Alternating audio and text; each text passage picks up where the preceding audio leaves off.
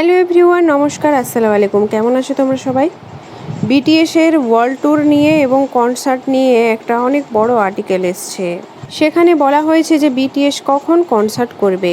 তোমরা তো জানোই বিটিএসের সকল মেম্বাররা এখন মিলিটারিতে আছে, কিন্তু মিলিটারি থেকে কখন ডিসচার্জ হবে সেটার ডেট এখন থেকেই চলে এসেছে। বিটিএসের জিন 2024 মানে এই বছরই জুন মাসে চলে আসবে, আর জেহোপ আসবে অক্টোবর মাসে এই বছরই।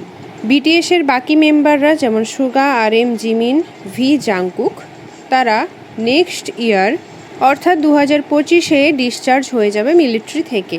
আর্টিকেলের কথা অনুযায়ী বিটিএস নেক্সট ইয়ার কনসার্ট করবে, ওয়ার্ল্ড ট্যুর করবে।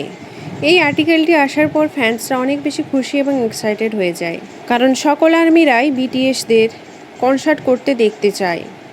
কিছু ফ্যান্সদের কমেন্ট কিউট এবং ফানি ছিল। তারা বলে যে আমরা এখন থেকেই টাকা জমানো স্টার্ট করে দিচ্ছি, যাতে আমরা বিটিএসের কনসার্টের টিকিট পারচেস করতে পারি।